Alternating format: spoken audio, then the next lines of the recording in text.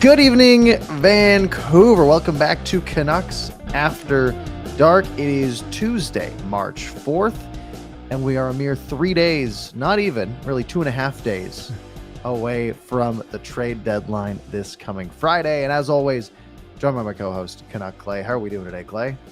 I'm great, Parker. I'm curious. Usually the Canucks have done something by now, so I don't know. I know that our whole show is going to be predicated based upon this Friday's trade deadline, but it's strangely quiet. But what wasn't strange was you saw a win. The Canucks won because you were at that game. That's the only game you went to, right? That's the only game they won. So I was going to say, you say they haven't done much. They have lost a good bit. 4 out of the 5 games on the road trip were losses. I did go to the game in LA. And that game was fun. It was a great time. They blew a 2-goal lead, which we all saw coming. But they did sneak that one out, which is fantastic. But yeah, what's that arena like? What's that arena like? Is it old? It's fine. It's pretty normal. We were lucky enough to be in a suite because we were there for with a big group. Oh, sick. So that part was fun, but yeah, it's a normal rink for the most part. It's it's better than the Honda Center, which I did not go to on this trip. But it's not. That's also not a high bar. And what's the game presentation like? I've heard it's pretty good in LA. It's pretty good. Yeah, it was. It was a a Wednesday night, so it wasn't super packed house. But it was the presentation was decent. I think I like our people more that they put on the screen.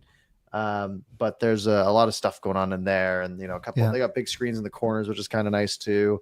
And then they also have obviously like there's all the history there, right? All the Lakers banners and stuff like that. So that was cool. Right.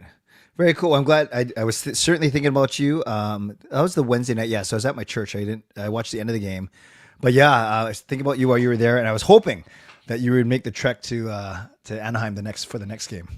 We were thinking about it. But we decided against it. LA absolutely sucks to get around. And getting to Anaheim wasn't going to be easier. So I don't miss it. I don't miss LA at all. Overall, a good trip though.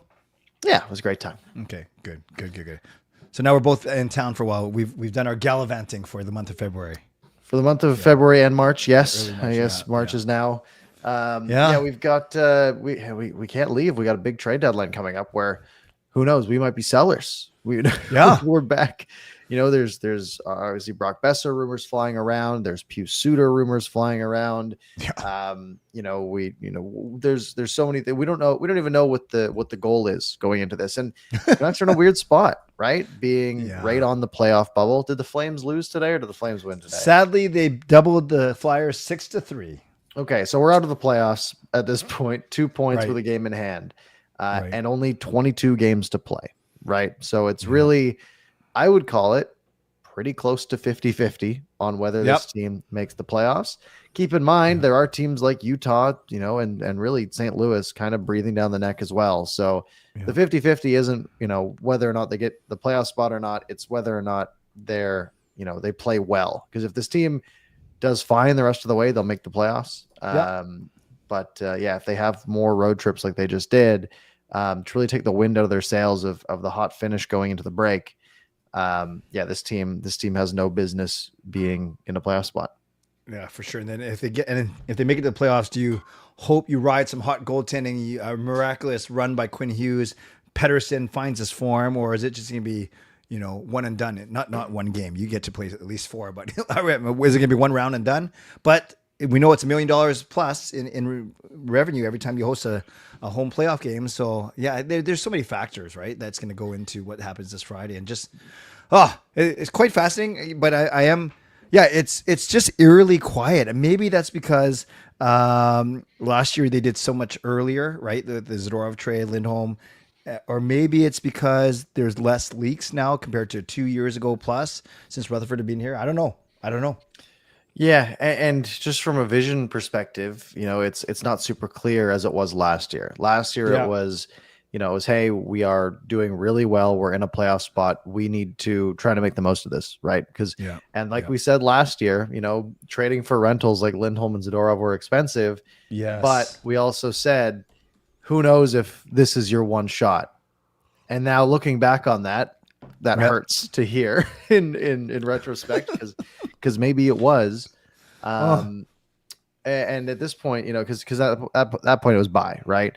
Go out, use those picks. You're not going to need them for a few years.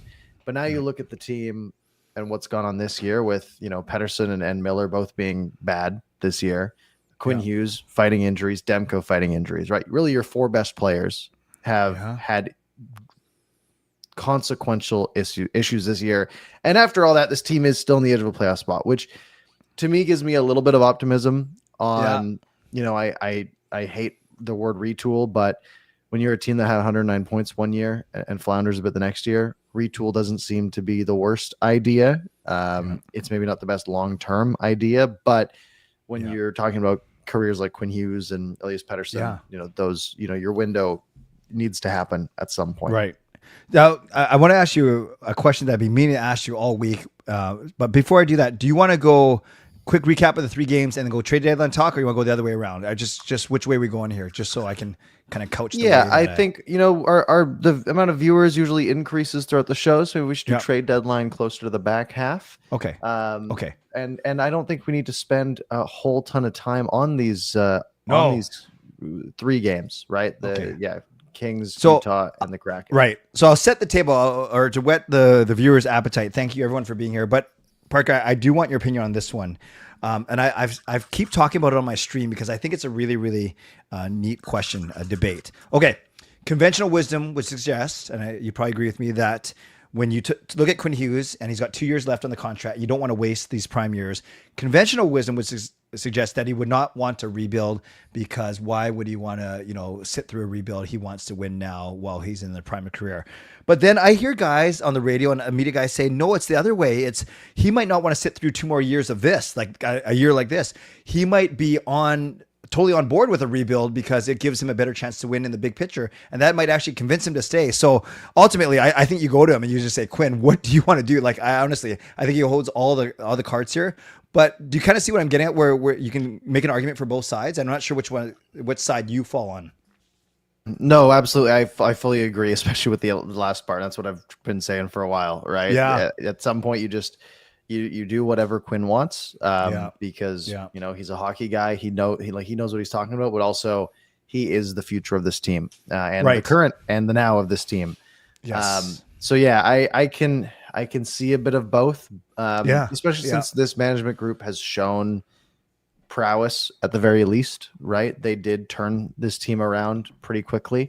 They did. And so he might have the faith in them of, hey, if we do take sort of a down year, I trust you guys that we'll be right back at it after that. But on the other hand, he might also be thinking, well, I can just get myself to free agency, and then I can look at who the best teams in the NHL are and tell them, hey, give me $15 million a year, and they'll happily do it. So that's, it's a tricky balance, and it's a balance that I'm not looking forward to risking. I would like to just be good and have them, have Quinn Hughes think, all right, this is a good team. I'm the captain. I'm going to spend my career here. And that's, the ideal scenario. Yeah, I'm with you. I'm with you. He's our MVP, just like Coach Rob is our MVP. You see that? He gifted 5 memberships. That's pretty awesome. Yes. Thank you, Coach Rob. Sorry, you click it. We're both clicking on at the same time. Thank you, Coach Rob. Thank you, Coach Rob. Daniel Matter, 88. I am Rappy. That's a cool name. And Evo Clay's good twin. I have a few of those out there. Welcome to membership. And thank you, Coach Rob, for your generosity. That is awesome. Thank you very much. All right. Well, let's go back in time. Let's go back to last Wednesday. Sure. The last shred of joy from this hockey team. Coming off of a couple of losses, getting into LA, on the sort of home stretch of the road trip, the road trip, the last 3 games here. Canucks came out looking decent, very low event hockey in the first period, really throughout the entire game. To the point where we were all kind of sitting there and focusing a lot more on hanging out with the guys and watching the hockey game, a lot of it, because there was just not a lot going on. But frankly, the Canucks had good structure. They looked like the better team. Like, they looked like they were controlling the pace. They looked like they were just preventing LA from doing anything out there. And it did result in a nice Niels Höglander goal. which was fantastic to see. It looks like the goal visualizer is broken right now. It goes very slow for some reason. Is that the one where Forbert passed it like from his own end out to? That sounds. And then it was that sounds right. And then 2-on-2, right, with Sherwood. Sherwood crossed, and then Höglander went behind him, and then Höglander cut in behind him, and then the one defenseman fell down. Höglander had the poise to wait, even though there's two guys all over his back. And a great shot, perfect shot. He's fired up too. He jumps into the glass, which is great to see. It's only his fifth of the year, right? And you think about the 24 he had last year. But no, it was great to see him get on the board. Did you actually see the goal, or were you stuffing your face with popcorn or something, or did you actually see it happen at the time? No, I saw it. Oh yeah, we were dialed into that. That was great. Awesome. So yeah, really, I mean, that's all that happened in the first period. I mean, the Canucks had two more shots after that. The Kings had 3 more shots after that. It was a bit of a snoozer. Second period comes around again, low event. 15 shots in the second period total. End up being 15 shots in the third period total. For a game that went to overtime, this game had 43 shots. That's Rick Tocchet hockey right now. Rick, it was definitely a bit of a snoozer, but Canucks get a power play. Power play looked pretty good in this game, if I remember correctly. They only had two shots at it, but both of the power plays that they had looked quite good, quite dangerous.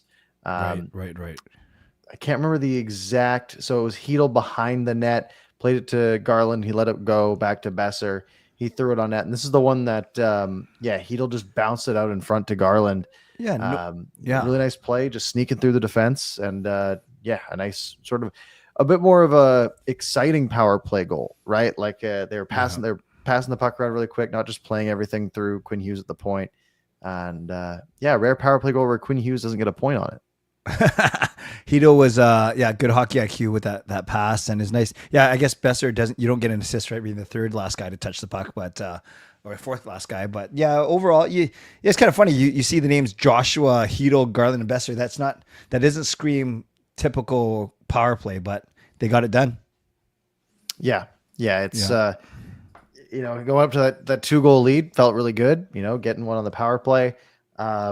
Little bit nervy after that because the Canucks didn't do a lot after. They had survived 2 penalties in the second period as well in the first half of the period, and again, penalty kill looked pretty good in this game. They go 4 for 4, which is great. I forgot about this part. The third period. Okay. 2-0 after 2, low event game, and you're thinking, hey, if you can hold the Kings to like 6 shots again, you probably, just walk away with this one. However, of course, the Canucks build their turtle shell and still allow 11 shots from the Kings and some high danger chances. And it starts with Adrian Kempe. Just pulling up the replay on this end. This was just a 6 shot. This is Kempe just, building up speed, skates into the zone, cuts over to the left side, and just rips it far corner. I'd love to see Myers get this, Myers get the stick in there a little bit earlier. But that's a tough one when you just have a shot like that. Yeah, and it's really actually nice give and go between Kempe and Gavrikov in the neutral zone, and Kempe just left PD in the dust. Remember that? He just PD was next to him, and then next thing you know, he's 5 feet behind him. Great shot. You're right. And then, of course, the Canucks just start allowing a bunch of pressure, and the Kings get set up. And then it's a shot from the point that gets tipped in by Warren Foegele. Pretty clean goal. It was a nice tip. We'll talk about tips when we talk about the Seattle game, Kraken game. But no, it was a great goal, a nice play. And then for some reason, Rick Tocchet challenges this goal. And I am sitting there in the press box, and we're all in the suite, and we're all just sitting there. We're like, oh, sweet, we're challenging it. Yeah, it's coming back. We're all fired up. And they show the replay, and everyone in our suite goes silent. We're like, wait, what are we challenging for? And there was nothing happened. He didn't touch him. That was frustrating. I get it if it's a goal to make it 4-1. And you're like, okay, well, we can't, if we go down 3, it's over. We got to run this challenge. But in a game that just got tied 2-2, like, I could not for the life of me figure out what this challenge was for. Yeah, it was a little strange. It was a little strange. And you know the risk, right? You know the risk. But he says he trusts his video coach, so yeah. Yeah, that was a bizarre one. So the Kings go on the power play. Canucks survive it, thankfully, especially when you're in this playoff race where overtime points matter so much, right? Yes, good point. As we've seen from this team, like they've been racking up a lot of them. Getting to overtime is quite valuable in a league that runs a 2-point system. But they kill it off. So another 2-goal blown lead. We go to overtime and we get another penalty. So, again, overtime, we're fired up. Everyone's excited. And then there's the trip.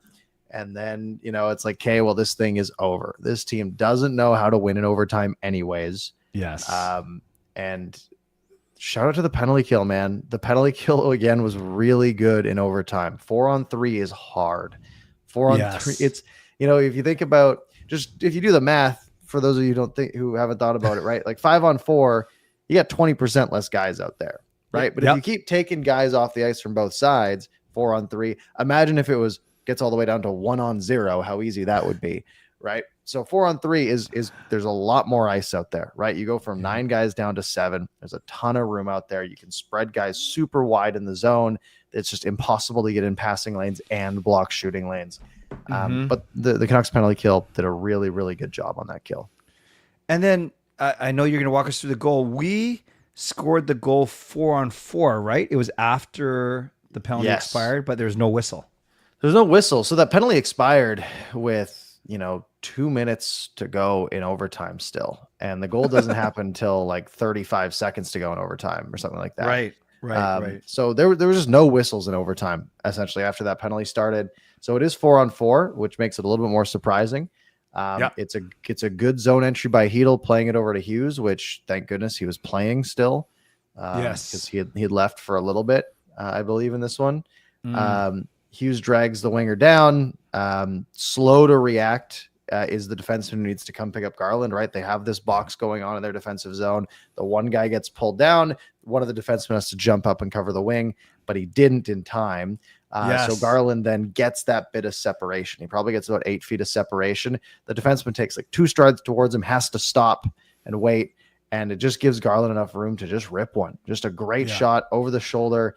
Goalie, he's a little off the middle of his net. Like he's a little over, it looks like. And Garland just found it and ripped it. And Canucks got that extra point.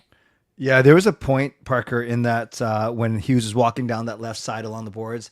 Because I was looking at the replay, and all 4 Kings guys had their eyes on him, and that just speaks to how good he is, how much of an impact he makes. Even if he makes a guy freeze for like a split second, you're exactly right. Then it gave Garland the exact space he needed. He's smart. He went to the open area and waited for the nice pass from Hughes, and to Garland's credit, a beautiful shot as well. But that play all started with Hughes just drawing everyone's attention. Yeah, it was so good, so good. Yeah. And Garland gets those 2 options there, right? Once that defenseman starts coming towards him, if that defenseman keeps coming towards him, Garland then cuts down the wall and finds Hedl, who's trying to get to that backdoor pass. Yeah, right. Or if the defenseman stops, like he did, he gave him enough time to just wind up, right? Like really lean into it. It was a great goal. Great game for Connor Garland. He was by far the best player in this game. I'm glad you mentioned, Parker, the Hedl sneaking around the net looking for the backdoor tap in, because Garland, after the game, as part of his presser, he said, I know you might remember this. There was a game about 2 weeks ago where they tried the same, or maybe before the break, where they tried the same play. He got it to Hedl, but it was actually not the best pass, and Hedl fumbled it, and then the other team went the other way and scored. So Garland basically said, I remember what happened last time, so I shot it. Like he said, something to that effect. That's great. It is great. You know what else is great? Knuckleback's great. Knuckleback gifts a Canucks After Dark membership, and it goes to our friend Carol Bovenlander. So thank you, Knuckleback, and welcome to membership, Carol. Thank you. Okay, so a good game. You guys were all happy in the suite. Good job. Yep. You go out after the game? Oh, yeah. Or no. Yeah. Yeah. Good. Moving on. Yes. Next night, Canucks play back-to-back in Anaheim. Back-to-backs never easy. But they should be when you take a 2-0 lead in the first period. Yeah. Canucks come out to a pretty good start in this one, and it's our guy Tyler Myers. This was awesome. So me and all my boys have been hyping up Tyler Myers all week. You know, he gets the big blocked shot in the neck the previous night. Yes, just powers through it. And frankly, he's been really good. But you know, obviously, there's the big ups and the big downs with Myers, right? Which makes it fun. So he comes out of the penalty box, nice save or a nice block, and then it's played ahead to him or played to the blue line, not out, and then a pass that they try to play across gets picked off, and Drew O'Connor puts his head up. It's a 2-on-1, and instead of playing it to, I'm assuming that's Garland, he says, "No, I'm going far side to Tyler Myers." and the defenseman does not expect this. He goes all the way to Garland's side, giving Myers some room. And we're in the living room of this Airbnb. There's like 7 of us watching the game, and we're all just yelling, "Clapper!" Like, please just rip one. And he did. It was Elias Pettersson from 7 years ago now, just going down the right wing and ripping one far corner. It was awesome. It's a great goal. Awesome. And that was, did he put it over the glass in the first 30 seconds of the game or something? Yeah. Or first minute. Something like that. Yeah. Yeah. Okay, great. He made up for it. Yeah, for sure. And then, so that was nice. And then he figures in the second goal. So he, in basically one period, he had just missing a fight, but he had a penalty instead and a goal and assist. Yeah.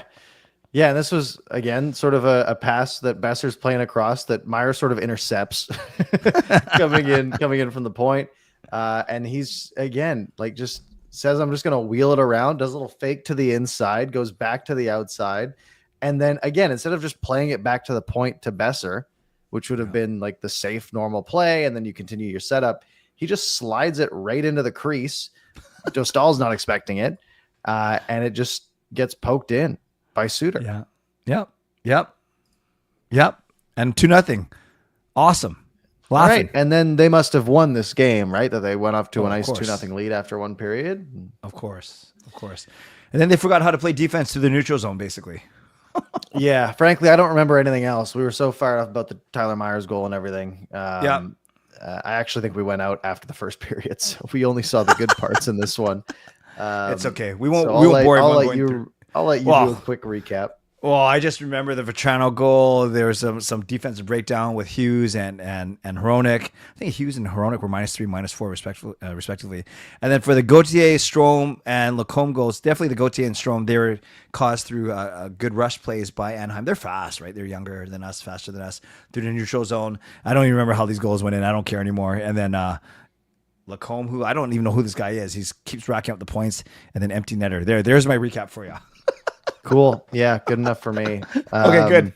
Yeah, I mean, you look at, I don't have the analytics in front of me. Shots wise is pretty even. You know, it's another rough outing for Shilovs, unfortunately. Right. And didn't go their way. Yep. All right. Then we go ahead a couple days. Saturday night, Canucks, Kraken.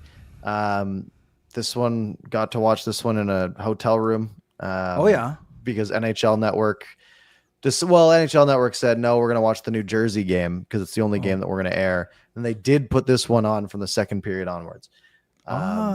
So Seattle opens scoring 1-0. And then we get Pius Suter scoring one. And it's actually Vince Dunn, who has demolished the Canucks all year for whatever reason. Just with a bad pass right into his own slot, and Suter just sort of 180 fires it far post, which is excellent. He's got 16 on the year. Wow. And then Hedl gets one. Again, it's Tyler Myers just making a nice, beautiful pass, tape to tape, by breaking a guy's stick with the puck. It slides through the Hedl, who, it's a lucky bounce, right? Decord gets, confused by the broken stick, and 2-1 lead after one. Yeah, yeah, yeah. And I'll admit, this one we were throwing a party for my lovely wife Gail for advance party for her 50th birthday. So we had the game on, but we weren't really watching it. So I'm gonna trust you in this one. But basically, I heard that despite the score, that people said that Canucks actually played quite well. And I get all these goals were deflections. I know you're gonna get into that, but Yeah, Canucks were the better team in this game. yeah. Pretty clearly. But the first period went pretty standard. Canucks had a 2-0 lead. They were outplaying the Kraken. And then the Canucks get hemmed in their own zone for a good bit of time. Puck comes back to the point, and this is a shot that is going probably a foot wide on the glove side, and Bjorkstrand reaches out and pulls it back in. It's a beautiful tip. It's a beautiful goal. It's one of those things that you look at and you're like, well, that sucks, right? It's 2-2. Yeah. Then the Canucks on the kill, Dakota Joshua. This was awesome. Just a really nice defensive play, a bad play by Jared McCann, essentially just playing it right to Dakota Joshua.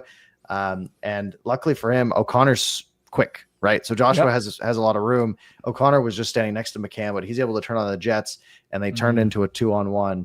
And O'Connor with a pass across. This is the move that I always love to do if I'm on a 2-on-1.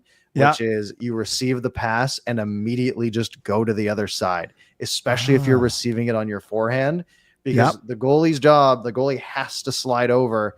And if you just go the other way, you're going to have that side of the ice open. That's the magic of playing on ice. The goalie will keep sliding a little bit. So a nice little play, nice little tuck. Joshua has always had pretty decent hands in tight. So the Canucks got that lead back. And then Seattle does it again. Yes. I believe this one was right off a draw. So the faceoff gets won back by Beniers. Again, this guy sucks at faceoffs. You can't lose faceoffs to Matty Beniers. I think they were saying in the previous game he went 4 for 18. Oh, great! You just can't allow this guy to be winning draws against you. And of course, it's Pettersson who lost the draw. Goes back to the point. It's a shot. It's at the blocker side, and he tips it to the glove side. It's an unbelievable tip that gets probably 3 feet of movement. It's like facing a slider, but you're not supposed to face sliders in hockey. It was a great tip, far side. Just no chance for Lankinen. You hope that they start hitting you after a while, but they just weren't. Yeah, you got to make yourself as big as you can, and you're not going to react fast enough. And kudos to the Kraken forwards for being so skilled. And I don't know if you want your defense to be a little more aggressive, or there's nothing you can do. I don't know. You play defense. You tell me. Is that something where you can actually blame the defender, or is that what can you do if it's on the outside of you? You want to tie the guy up a little bit, but usually as a defender, it's usually one of you's covering the wall wherever the puck just was coming back, and the other one's covering the front of the net. And a lot of the time, you got 2 guys in front of the net, so you're trying to bounce between them based on where the puck is. So it's tough. And would you believe 1 minute later, Ellie Tolvanen shot from the point. This one, I do blame the defense a little bit. They got tangled up. Bluger went to the wrong guy. And this is a point shot where Tolvanen has just a ton of time. And this is a shot that's pretty innocuous. Like, it looks like it's going sort of right at the chest. And Lankinen, you can see, goes into that position where he's expecting it to just hit his chest and drop into his pads. And Tolvanen bumps it to the far post. It's 3 goals in a row, all tipped in, all fantastic tips that, you really can't blame the goalie too much on. Yeah. That's really too bad. And like I said, I wasn't following the game that closely, but everyone was saying that the Canucks is really unfortunate because they were the better team, as you mentioned as well. It's really too bad. Yeah. Third period, they had a shot, right? It was a 1-goal game. And then that got ended just by a blast from the point by Montour. Had a little too much space. Unfortunately, no need to tip that one. The empty netter. Just a good shot. It was a tough watch. The Canucks were actually decent in this one. So they come home 1-4 on this 5-game road trip against some pretty weak teams. It was bad. It was bad. This was an opportunity for the Canucks to go on a little bit of a run, right? Obviously, looking at the 5 games, Vegas was going to be tough. LA was going to be tough. The other 3 teams you should beat. They lost to all 3 of those other teams. We can talk about tips all we want, but at some point you got to get results. Exactly. So to segue to the trade deadline talk now, I'm not sure how much the Canucks' performance on the road trip changed what maybe Alvin and Rutherford. Probably not. I think they have a good handle on what this team is doing. And I'll lay it out there like this, Parker. We did a good job, I think, at the start of the stream today. I was just saying how this feels a little different than last year because we're 15 points or whatever off last year's pace. I keep hearing, like I heard Cam Robinson say this. I heard Thomas Drance say this. They keep, Harm Dial said this too. They're talking about this hybrid. I've never heard of a hybrid trade deadline because usually you're a buyer or you're a seller. But all these guys are saying that they expect the Canucks to do a little bit of buying and a little bit of selling, like a little bit of tinkering. Obviously depends on Besser, Suter, Forbert, blah, blah, blah. But yeah, they keep talking about they might see a bit of both in this trade deadline, some selling and some buying, which is a little strange, but I get it. It is strange, but I kind of get it. And I kind of get it from a perspective of this team. Like, you can really sell yourself on both, right? You can look back at the 109-point team that this team was last year and be like, yeah, well, if Pettersson is like, if we go to next year a full reset and Pettersson's decent again and Hughes isn't injured, and we have a goaltending tandem we trust. Maybe Demko's back, maybe he's not. Mm-hmm. You can sell yourself on like, hey, you're a couple pieces away. You want to just go out, trade the pending UFAs because you're not going to make a run this year, but you can turn those UFAs into assets that you can then, you're going to sign your slew of UFAs and sort of in the depth of the lineup, and then you can use those assets that you got from these UFAs to try to go get like a bona fide 2C, right? Or go get a really good winger to replace Besser or do something like that. But on the other hand, you can look at this team and be like, man, they've just been floundering all year. They have a -19 goal differential. They can't win in overtime. Their star goaltender, might never be the same. Elias Pettersson isn't good anymore. We got to blow this thing up and start over, right? So if you're coming from that angle where this team is kind of in this weird limbo where if things, not even everything has to go right, but if things just sort of get better to where they probably should be, right? If you think everything's going to sort of regress back, maybe not to 109 points, but maybe more towards a 102-point team, then you can say, okay, well, this is, we're going to buy and we're going to do better this year. But I don't think I hate the approach of sort of phoning in this year and saying, look, we're not beating Dallas in the playoffs, right? We're not beating Winnipeg in the playoffs. We're probably not beating Colorado in the playoffs based on their history. We're probably not beating Edmonton in the playoffs. And that's just the Western Conference, right? That's, good odds. You're actually 100% odds you're facing one of those teams or Vegas round one. Right. So you're probably playing 5 or 6 playoff games. Yep.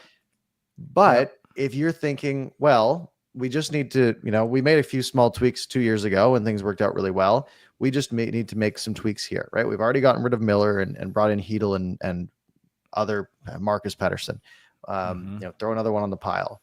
And you look at that and you say, okay, now we need to go, we can use Hedel as maybe like a second line winger or a 3C. Where are the holes? We're going to patch those holes up in free agency and with some trades and retool this team, do a little tinkering for next year.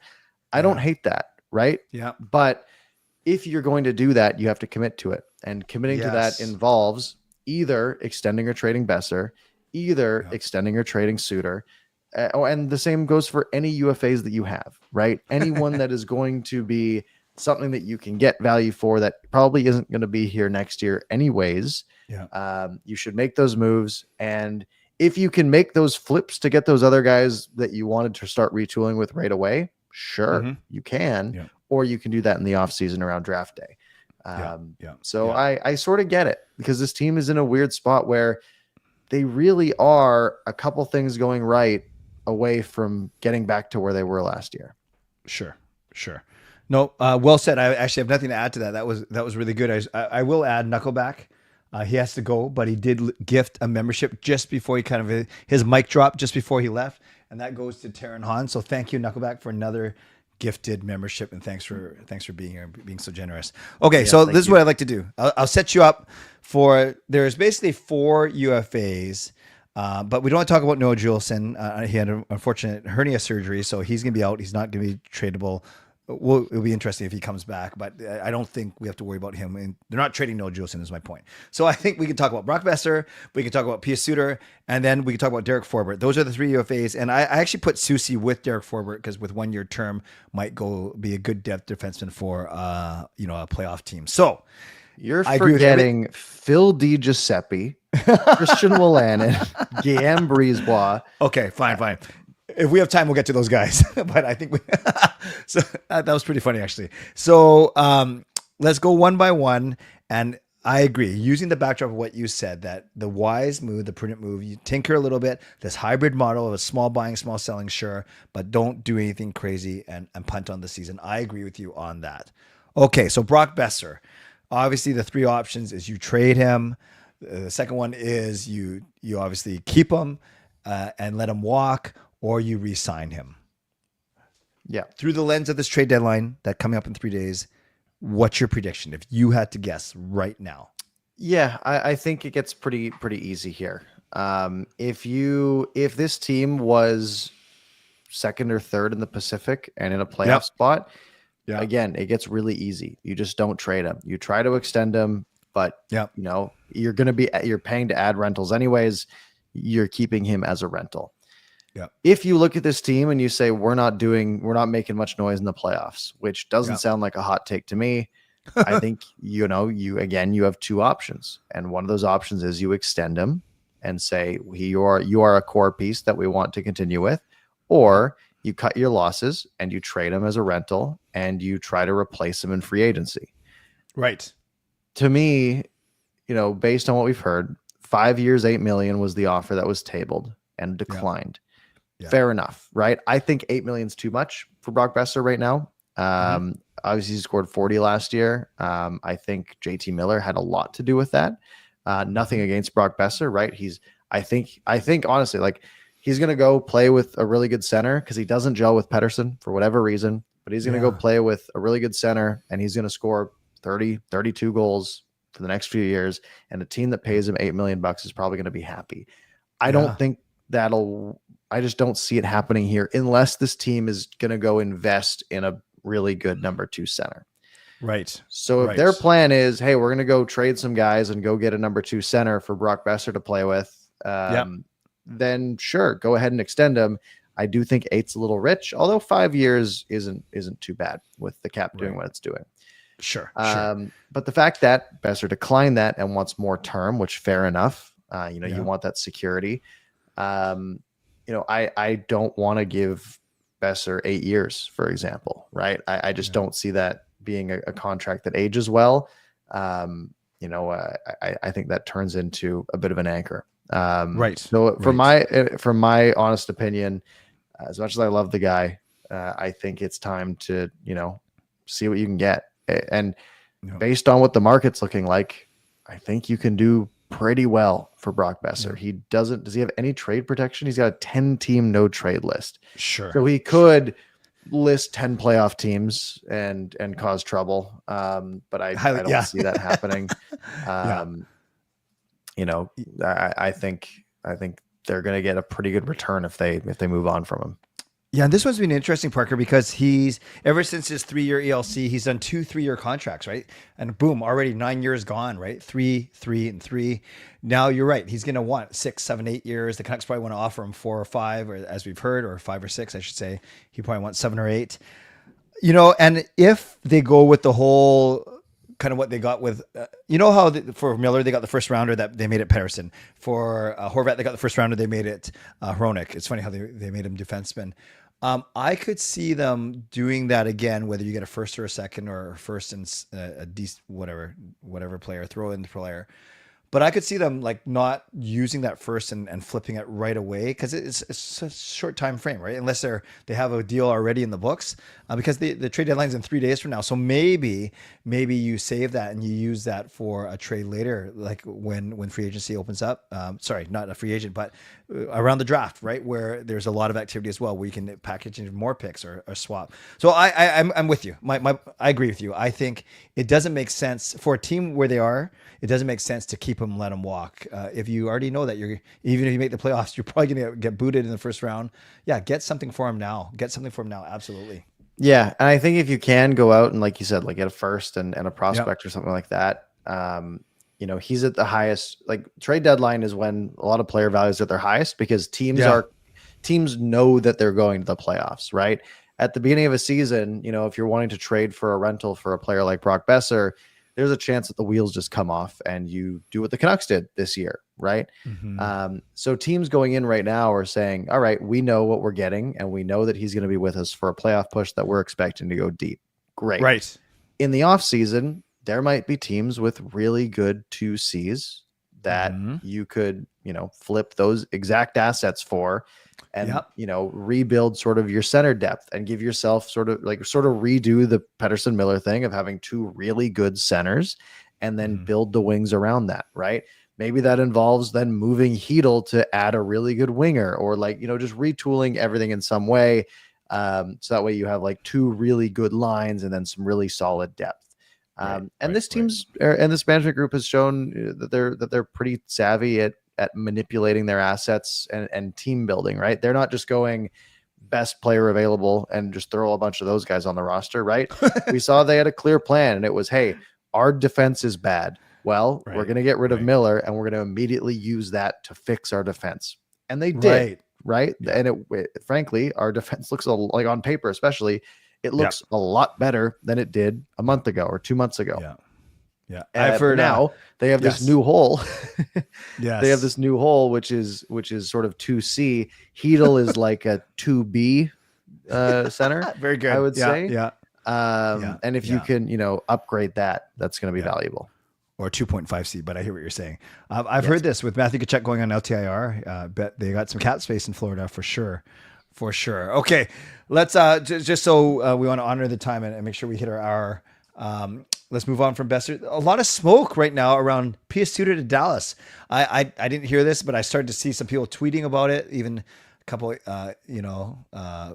insiders or whatever. Have you heard anything? And did you know that this is like, obviously he's a UFA, he's making 1.6 or 1.8 or whatever. He probably wants double that. So the Canucks have a tough decision to make with him too. But have you been seeing these Suter to Dallas rumors? I saw the original rumor. I saw it get disputed by a couple of people. So as of right now, and even mentioning that Suter is expected to play tomorrow. Yeah. Pius Suter is a prime trade candidate.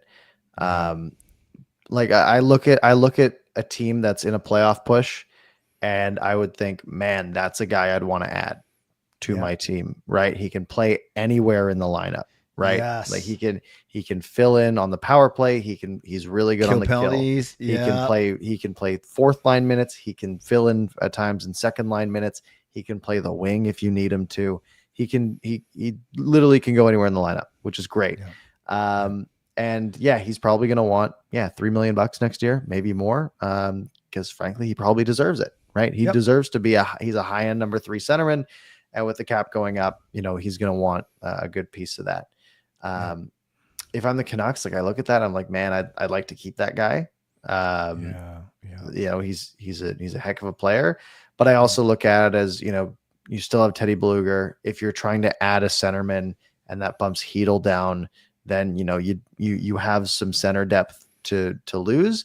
And this management group can, you try to just go find the next Pius Suter, right? Yeah. Tough thing to do, but they did it a couple of years ago. It worked out really well. And now you just have to say, cool, this asset was really good for us for 2 years. We're going to trade him for something when we got him for nothing. We got him in free agency. And then we're just going to try to do that again. Right. And this team's been pretty good at it. Right. Suter, like Sherwood's been great. And obviously Dakota Joshua, getting picked up out of nowhere. And, Jake DeBrusk at $5.5 million, that's looked pretty good Yep. considering Yep. he leads the team in scoring. So yeah, I think you just go out and fill those holes later. But yeah, Sure. I think you gotta move on from him. And I think there should be a bidding war around this guy. Because he's a heck of an ad. I agree with you. And I've heard people say that when it comes to trades on the trade deadline, centers go first, defensemen go next, and then wingers. And the fact that he can play center, like you said, up and down the lineup, every situation, massive. But as you were talking about center depth, hey, Parker, remember when we had Miller, Pettersson, and Horvat down the middle? Yeah. Yeah, which was too much, really. Yeah, right? That was too many centers. But you know my point, obviously. It's definitely worse.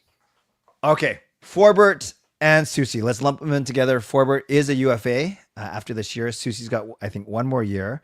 Susie, they've because of the emergence of DPD, Susie's been playing a lot on his offside and with the absence of a good viable option after Hronek and Myers, given that Juleson is hurt. Not that he was the most viable option, and we're still about a year or two away from Verlander and Mancini. So, what do you think happens with Forbort and or Susie? Both would add a veteran, solid third pairing type guy to playoff contender. Yeah, Seuss is an interesting one, obviously with full no trade clause for one. Yep. For this year. Drops to 12 team, I believe, on July 1. So he might be a better off-season candidate. But he could also waive. You never know, right? Usually guys do, frankly. So it's an option. Susie's he was good last year. He's been less good this year. And with one more year at 3.25 and only getting older, you can see why a team might, be ready to move on from him.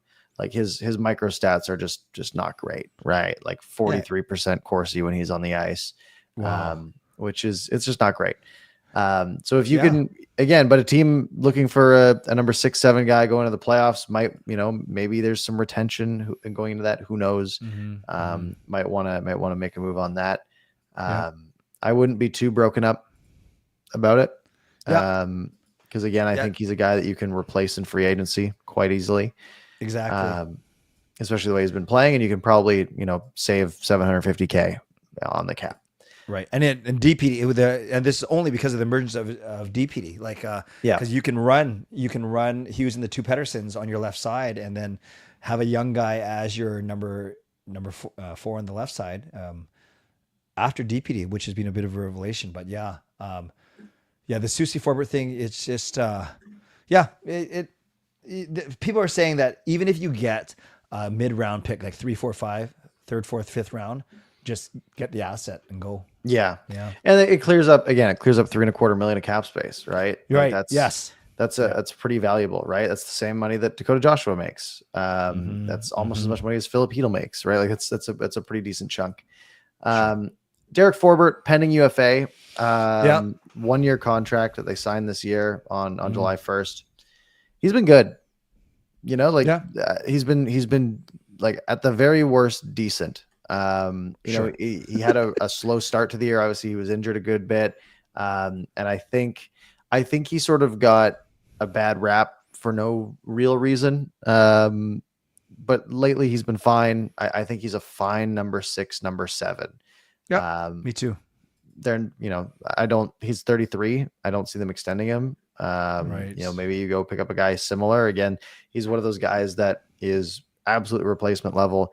If you can get something for him for a team that wants a little bit of depth, the number 6 or number 7 going to the playoffs, or has some sort of defensive injury that they want to fill in, by all means. Right. Okay.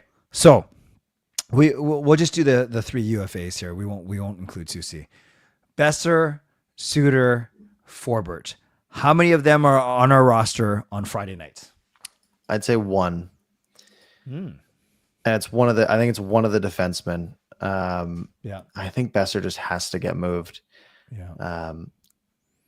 Especially, just looking at, especially if this retool is going to work, right? You either have to extend him or you have to get assets for him. You can't let him walk if you're going to do this mini retool. You got to get something out of it. Yeah.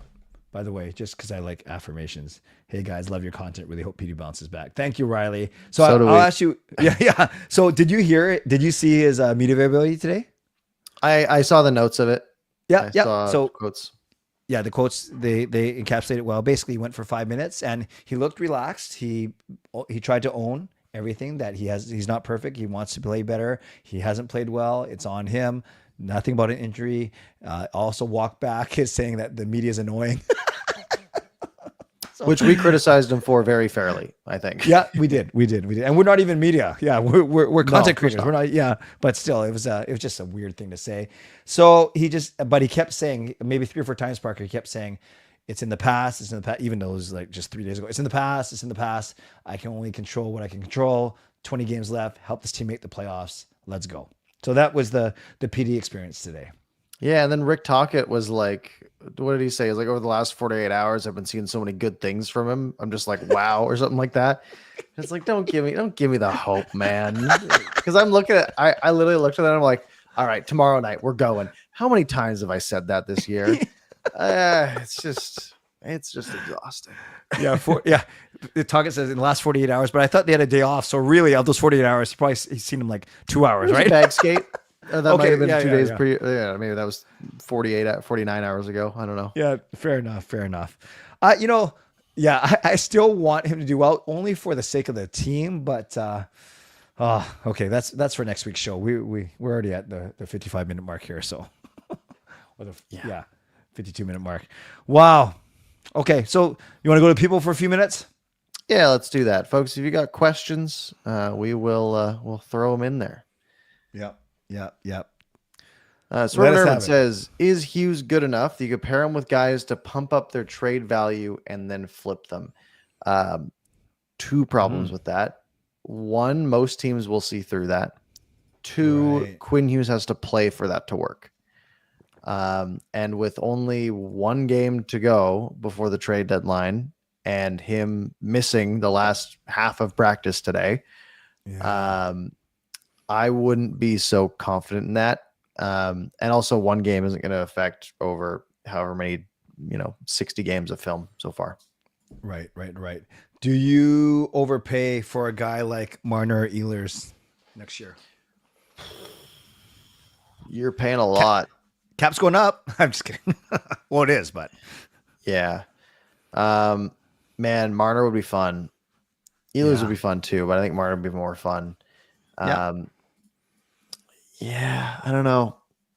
I mean, I think if you're a piece away and that piece is a star winger, right? If you're looking at be like, hey, we are 1 piece away and we need to spend 13, 14, 15 million dollars on a winger, and that's going to put us over the edge and we have the cap space for it. By all means, let's ride. Having star players is fun. I don't know about Marner in a Rick Tocchet system, but maybe Rick Tocchet's not here by then. Who knows? Or maybe Rick Tocchet just is glowing from the 4 nations of Mitch Marner. Yeah. He just knows Mitch Marner can just rip the puck. He's like, never pass. Stop passing. I know you like getting 80 assists a year, but stop passing. Unless you're in the corner and you got Connor McDavid waiting for you wide open in the slot. Speaking of Tocchet, Swerve Irvin is asking, do you think Tocchet is stifling the team with his defensive coaching, or is he coaching them offensively, but the team is just not good enough to do what he wants? He's not coaching them offensively, I'll tell you that. Yeah, I agree with that. And you can just see it if you look anytime the Canucks have a lead, what happens and what the shot share turns into. I mean, every game this week the Canucks had a lead, right? Good point. They had a lead and then they changed the way that they were playing. That's the most frustrating thing. The Kings game is maybe the one exception where they played solid defensively the whole way. But like that Ducks game, they had a 2-0 lead, and then they said, "Cool, we're gonna chill on this." It might just be the case that the unbelievable 26-0 stretch that the team went on last year, when leading after 2, that might have poisoned this team, where they had everything set up right, and it just isn't working this year. Right. It's tough. Right. I don't know. I'm probably going to butcher his name. Chaz Lucius? That's what I would go with. Chaz Lucius. Not Luscious. Yeah, I know. Yeah, probably not. So a 2025 first, which will be very low, will be basically 32nd in the overall. Around there. And this guy who was a former first rounder, yeah.